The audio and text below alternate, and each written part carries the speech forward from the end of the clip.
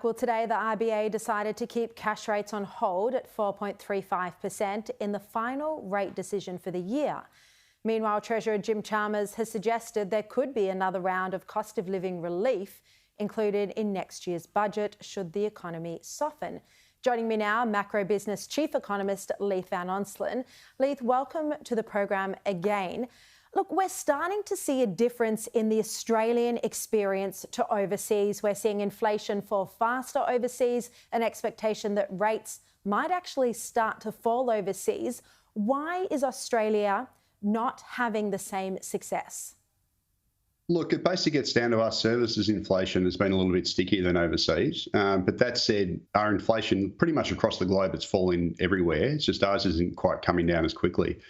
And one of the major reasons for that is, and I say it every time I'm on here pretty much, the federal government's obviously running this record immigration program, and it's growing the population so quickly in Australia that's basically adding to this demand pressures across the economy.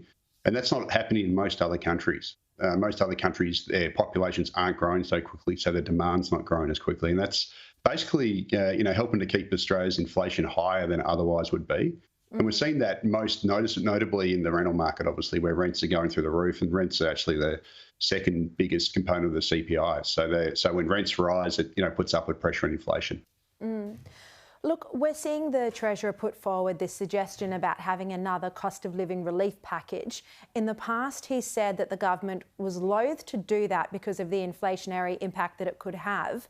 Are you concerned about this? Well, it really depends how it's designed. So if you just obviously give dollars to households go out and spend it, and that'll put upward pressure on demand. But if you do other things, and you can actually use those subsidies to bring down prices. So, for example, if they cut the fuel excise, I'm not saying they should, that would lower inflation, or alternatively, childcare subsidies, energy rebates, rental rebates. Those things can actually bring down prices, at the margin, and that'll actually, reduce inflationary pressure. So it all depends on how it's designed.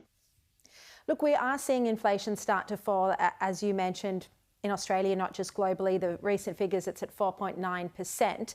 But there are concerns that the RBA has expressed that we're still not going to get to that target band of 2 to 3% by the end of 2025. So do you think that Australians are looking at higher rates, higher inflation for a longer period?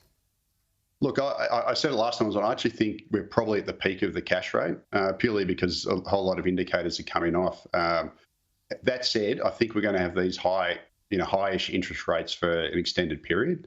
And again, it gets back to these, the same forces. The federal government has basically got its foot on the accelerator, bringing in a whole bunch of consumers through immigration, record numbers, and that's sort of keeping the pedal on demand while the RBA is trying to slow demand with interest rates. So we've got basically the federal government and the RBA working at cross purposes, and that's obviously not helping the situation here in Australia. No, it's so concerning. Are you willing to give a prediction for when we might start to see rates actually fall? Oh, look, this is really a stab in the dark. Probably, maybe late next year. Once the economy really does start to soften, which I think it will. Yeah. But that being said, we could, we could have another 12 months roughly of these sort of highish rates, which is pretty abysmal, obviously, if you're a mortgage holder, and indeed. It's not great. A long time still to come for this cost of living crisis. Leith van Onselen, appreciate your time as always.